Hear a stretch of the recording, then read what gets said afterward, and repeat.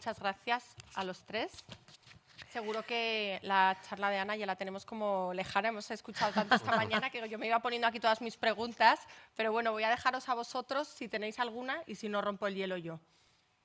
¿Queréis empezar alguno?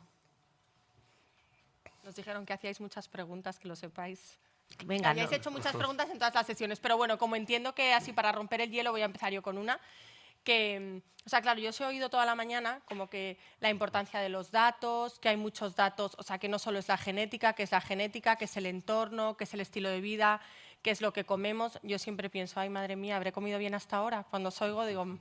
Pero claro, al final, todos esos datos, porque la secuenciación genética entiendo que se hace, ¿no? Y que decíais que es muy barata, ahí está toda mi genética. Que mi primera pregunta es... ¿dónde está esa información? ¿Está en la historia clínica? ¿No está? ¿Vale? Esa es la primera pregunta. Esa secuenciación genética que cuesta 300 euros, ¿dónde está? Y luego, ¿cómo se puede medir o cómo se puede incluir toda esa información del entorno que lo veo mucho más complicado? Entonces, aquí dejo esta primera pregunta. En cuanto a la información genética de cara a hospitales, realmente no te sabría decir dónde está esa información genética, porque todos los pacientes que se incorporan a un estudio clínico, observacional y tal, pues estarán metidos en un servidor que no es accesible. Hay una plataforma de la Comunidad de Madrid que se llama CEMAG, pero no sé si ha arrancado ya o no, donde la idea es que se centralice toda la información genética de los pacientes de la Comunidad de Madrid y con posterioridad se pueda acceder ahí. Por ejemplo, si ya tenemos el genoma o el exoma de un paciente y está en esa base de datos y nos piden a nosotros que hagamos un análisis farmacogenético, en vez de repetirlo y hacerle tal, ir directamente a ver si tiene esa información ya recogida y hacer el informe. ¿Vale? Entonces es algo que se está montando y sé que ha empezado, pero ha empezado sobre todo con cosas de cáncer, de tumores y se van acumulando ahí.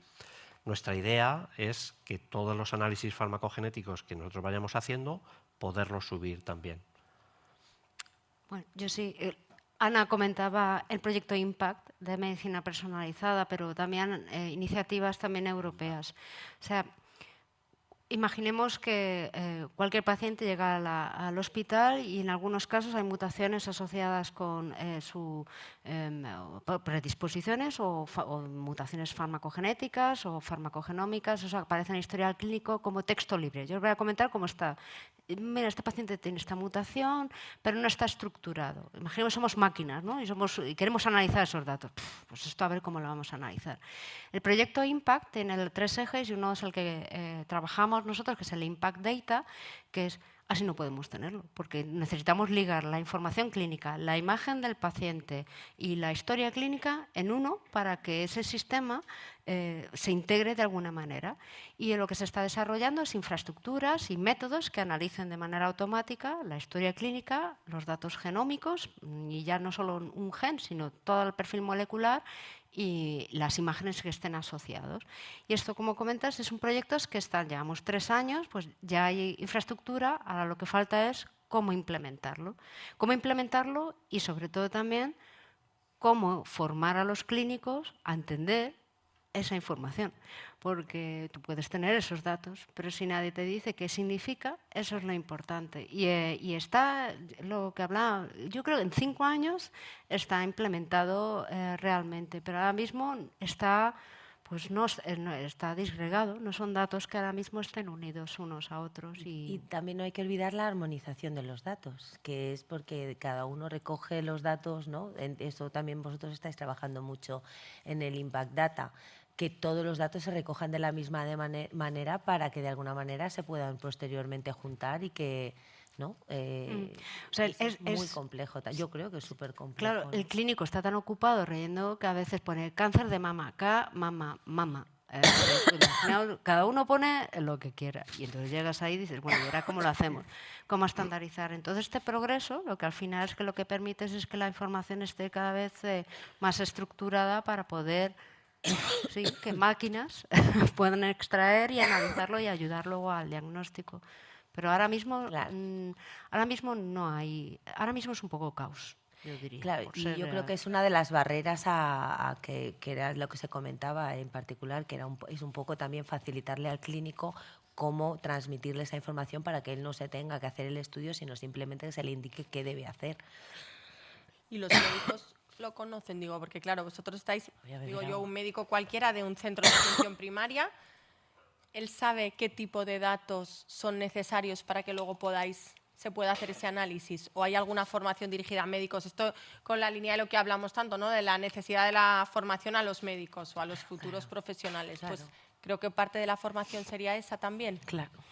Sí, yo creo que no hay, todos nos hemos dedicado a una formación especializada, pero donde hay que llegar es, por ejemplo, cuando uno está estudiando la licenciatura en medicina o genética, que esto que estáis escuchando vosotros ya unos cuantos años, hay gente que yo creo que no tiene conocimiento, no se le ha presentado apenas y por tanto no sabe qué hacer con ello.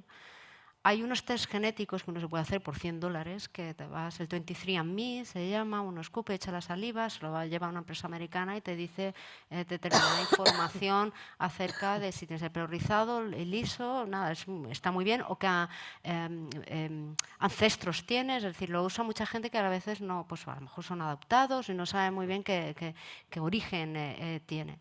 Pues hace unos años, cuando te lo hacías, te podía dar las predisposiciones de si vas a desarrollar Alzheimer, si vas a tener determinadas enfermedades.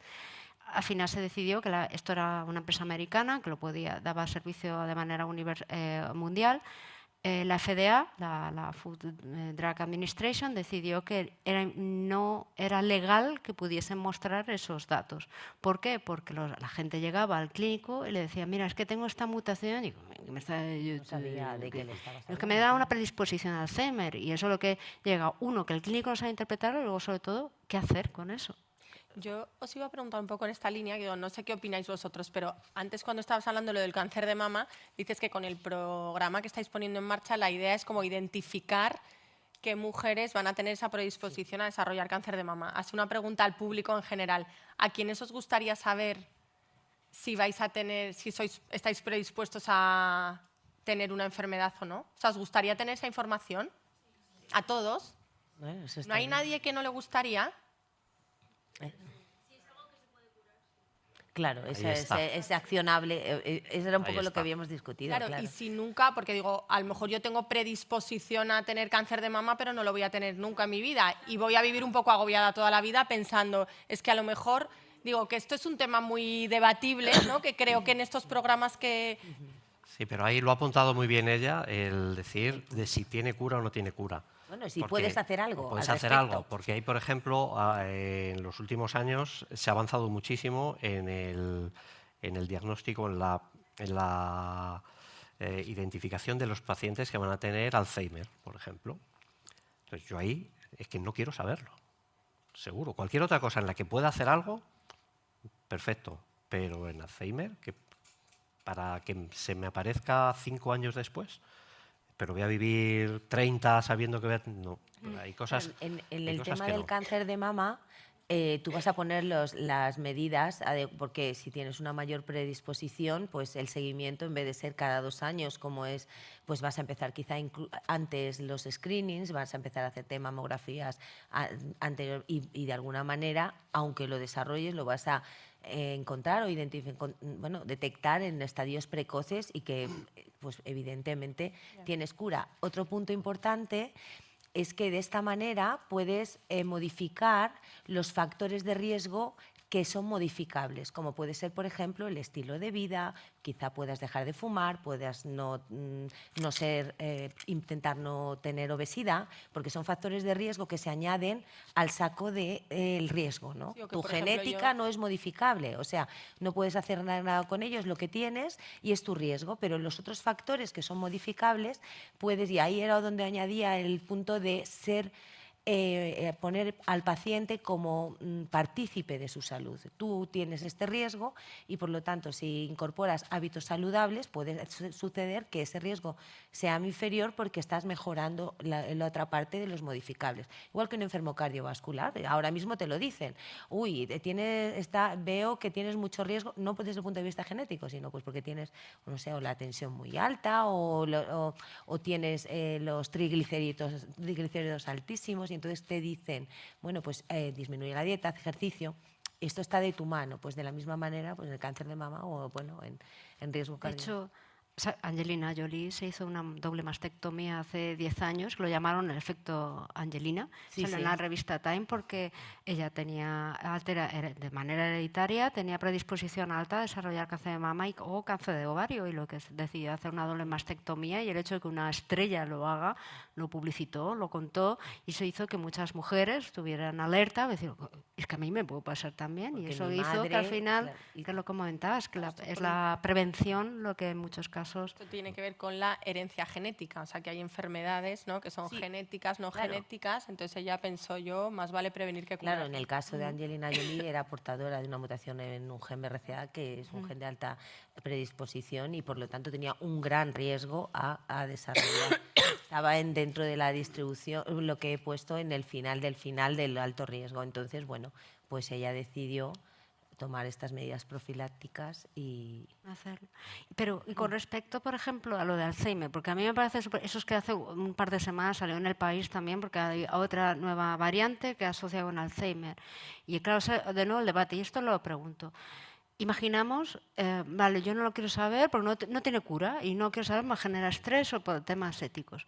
Pero ¿no creéis que también forzando, esto es mi polémica, yo soy un poco provocativa en eso, si yo fuerzo a saber qué es el porcentaje de población que va a desarrollar Alzheimer, ¿no activaríamos o incentivaríamos más el La estudio de la investigación enfermedad? y para Es promover, decir, sí. es como el COVID. El COVID al final, venga, y entonces en 2 o 3 años teníamos vacuna, vacuna. y tal. Yo a veces digo, Sí, pues pero yo por pero es provocador digo, anónimo. pues ahora... Pero es anónimo. Sí, pero esto lo puedes hacer Ya. estimando la frecuencia en tu población de esa variante en particular, ¿no?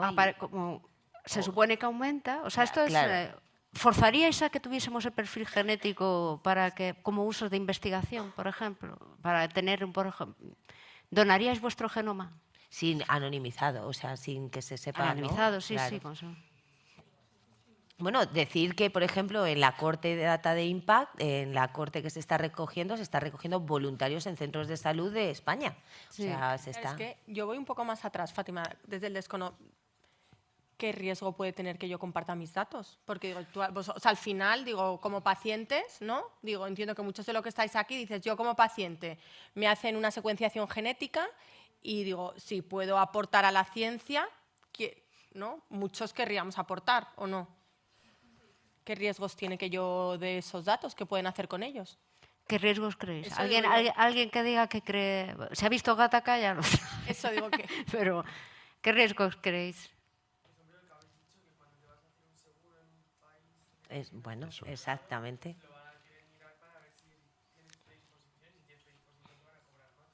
O no te aseguran.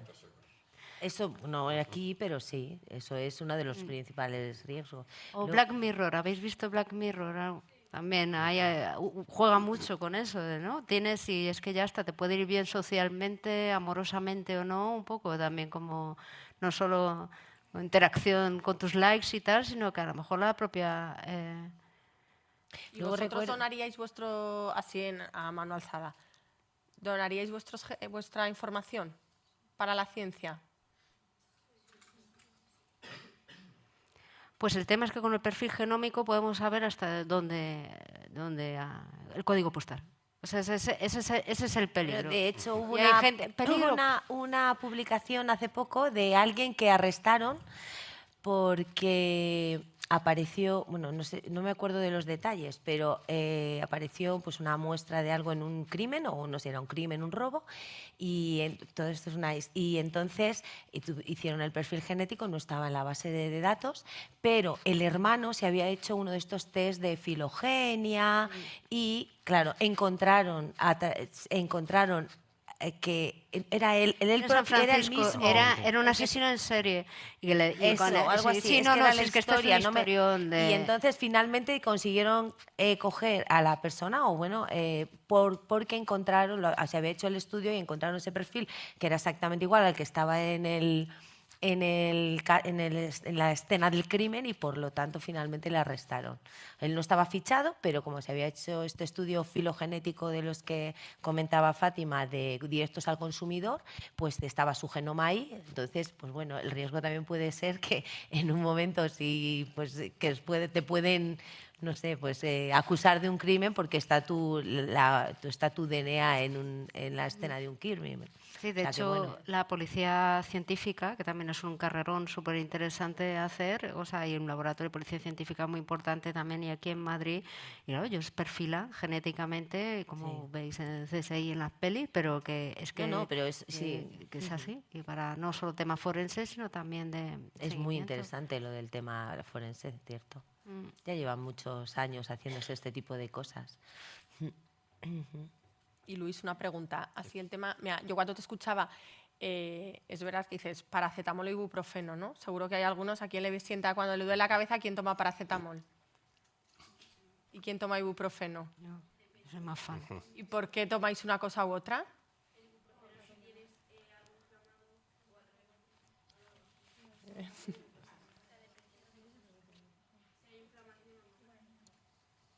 ¿Y hay alguien, como decía Luis, que le siente mejor uno que otro? O sea, que digas que cuando me tomo no sé qué no me hace nada y...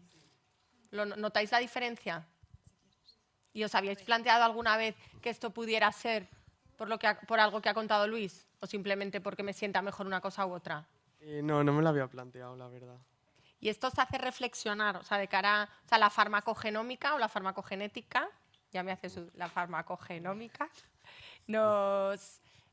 ¿os parece aplicable? O sea, vosotros como pacientes, tú como ahora mismo, ¿la pedirías a un médico? ¿Se la pedirías? Sí, o sea, a mí me ha parecido muy interesante que habéis dicho que podías pedir como, pues que habían metido en la cartera unas pruebas que me parece que todo el mundo deberíamos de saber que eso está a disposición del paciente, porque si por lo que sea el profesional de tu centro de salud no lo conoce o se le olvida que tú te puedes hacer esas pruebas, pues está en tu derecho pedirlas y te puede salvar la vida pedirlas, ¿sabes? O sea, te puede venir bien, entonces a mí eso me parece súper interesante Y saber. bueno, o sea, en realidad el que las puede pedir es el médico. Sí, pero Y es el decírselo. que tiene que conocer que existan. Claro. Entonces tenemos ahí una labor formativa Exactamente. muy interesante que hacer para que todos los médicos sepan al menos qué es lo que se puede hacer y qué deben hacer en ese caso. Claro, pero también ahí, Luis, estoy de acuerdo que si el paciente te lo pide, ya Sí, te sí. provoca. O sea, si también hacemos una labor de concienciación a la población y llegas a tu médico y le dices, ¿no? Hay unas pruebas farmacogenómicas que me puedo hacer, claro, ya al final es como una doble línea de formación al médico, ¿no? O sea, la sociedad que pide y el sistema que te lo ofrece. Sí, luego hay que ver que el médico sea receptivo o no, porque, claro, yo tengo experiencias ahí ya de todos los colores.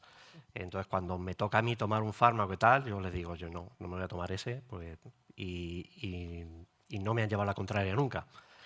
Pero sí que a conocidos y tal, o algún familiar, que les hemos hecho alguna prueba genética porque iba a tomar un determinado fármaco y a lo mejor tenía una mutación que hacía que, bueno, que se no le fuera a ir bien y se lo hemos dicho y el paciente le dice al médico, oye, es que es que me han dicho que esto no lo voy a llevar bien. Pum, tramadol. Sí, y a mucha gente le da igual. A mucha gente le Pero da eso igual. es desconocimiento total. Es desconocimiento. Es básicamente evidente. Ellos han aprendido a trabajar de una manera y tú ahora les estás diciendo no. Ahora, por esto tienes que reducir dosis, por ejemplo. Pues claro, y sobre todo en la oncología, sobre Te iba todo, a decir. es algo muy complejo de implementar porque necesitas evidencias. Yo pienso como oncólogo, bueno, ya no oncólogo, incluso en atención primaria, ¿no? Que realmente le digas, no, es que ahora no le tienes que dar esta dosis, tienes que darle la mitad.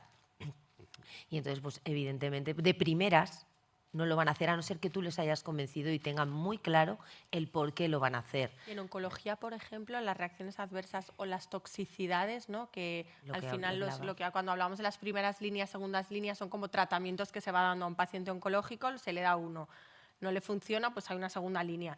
Entonces, al final, yo siempre pienso, van acumulando ahí fármacos. Si se ajustara mejor la dosis, como has dicho, también entiendo que la toxicidad sería muchísimo menor. O sea, que tiene... Eso es así, ¿no? Claro, sí, Claro, sí. obviamente. El ejemplo del DPI que comentaba Luis, que puede ser hasta letal, pues evidentemente, pues que aunque sea un porcentaje muy bajo, sí, pero te puede tocar a ti, como yo siempre lo digo, ¿no? Él levanta la mano. Quieren hablar.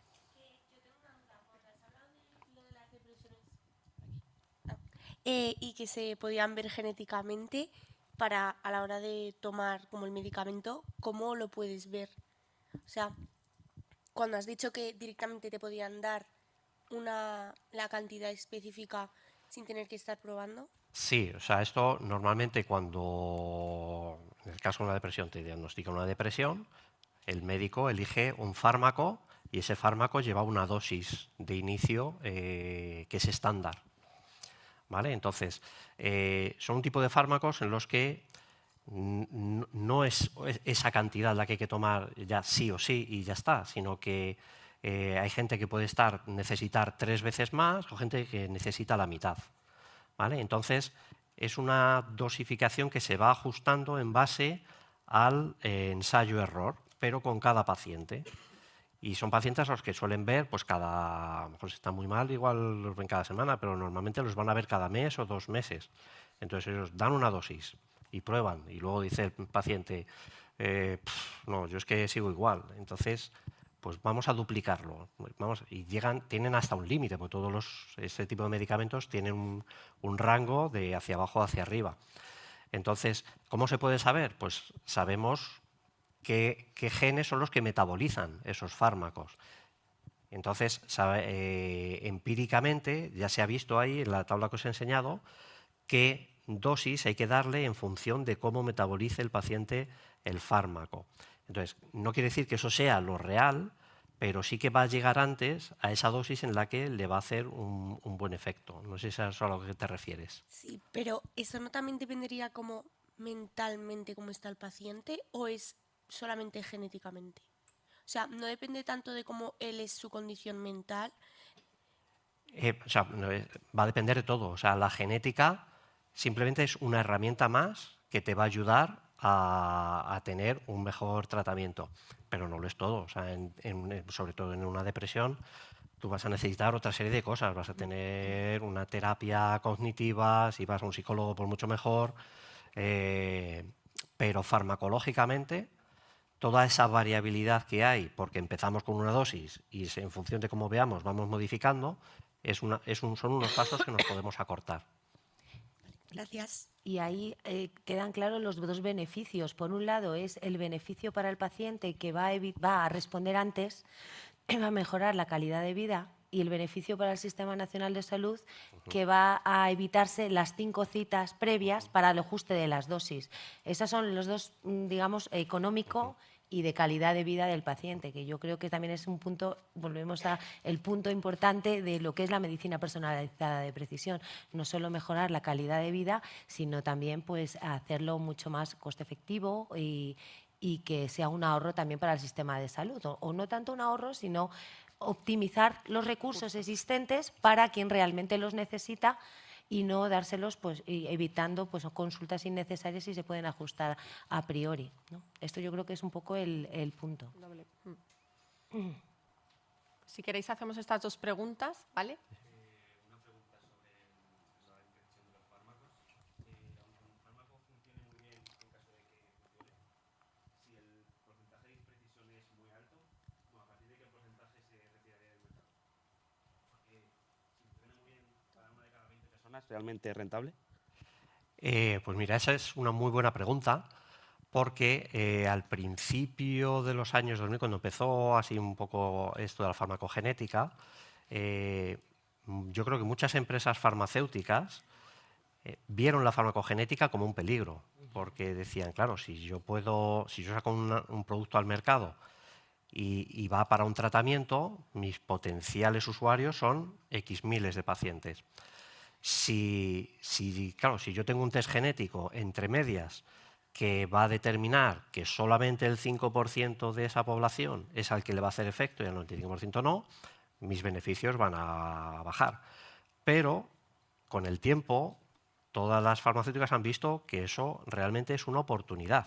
¿Por qué? Porque en el desarrollo de los fármacos se gasta muchísimo tiempo y muchísimo dinero. Y claro, si una farmacéutica desarrolla un fármaco y ve que y solamente el 5% responde, ¿vale? Seguramente ese fármaco acabe en la basura, ¿vale? Pero si es capaz de identificar qué 5% va a responder, es un fármaco que va a salir al mercado, ¿vale? Entonces yo creo que ha habido un cambio en la visión de las empresas farmacéuticas y que es una ventaja para todos, porque va a ir completamente dirigido a aquellos pacientes que realmente se van a beneficiar. Gracias. Yo tenía una pregunta en la medicina personalizada, cuando se centran en enfermedades raras, ¿cómo afronta eso si no hay estudios previos o no han podido ver genomas igual que a esos? Entonces, ¿qué hace la medicina personalizada en esos casos? O sea, mira, el proyecto IMPACT, el que hemos hablado antes, que comentaba Ana, se han incluido pacientes. Primero, para IMPACT Cohort eran individuos que donaban o que querían formar parte del estudio. Pero dentro de Impact Genómica, una de las ejes o working groups, vamos a llamarlo, es estudio de enfermedades raras.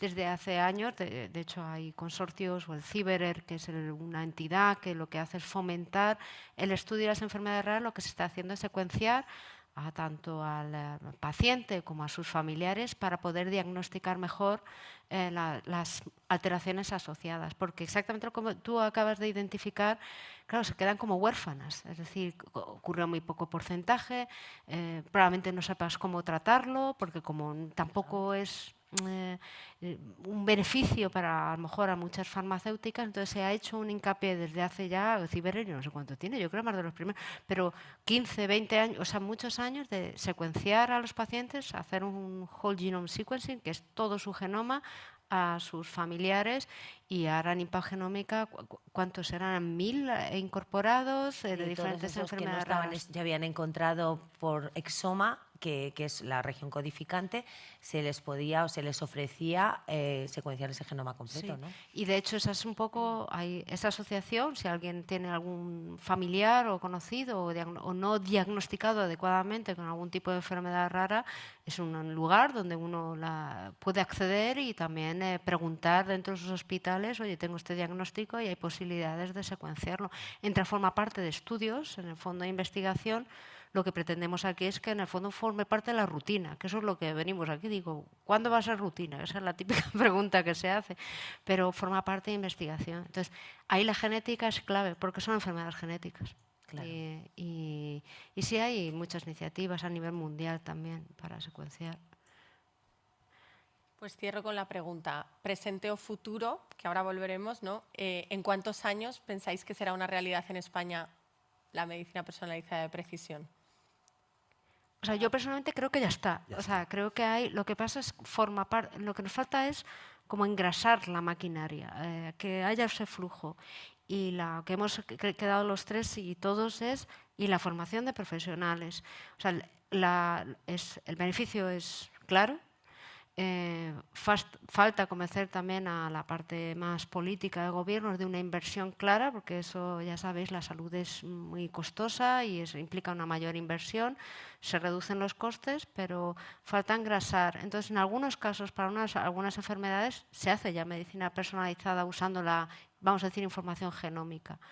Pero yo espero en 10 años tener que los ciudadanos conozcan mejor que esto es posible, que eso sería un primer éxito, y que también los sanitarios puedan entender qué es lo que están haciendo, pero que sobre todo las herramientas están ahí.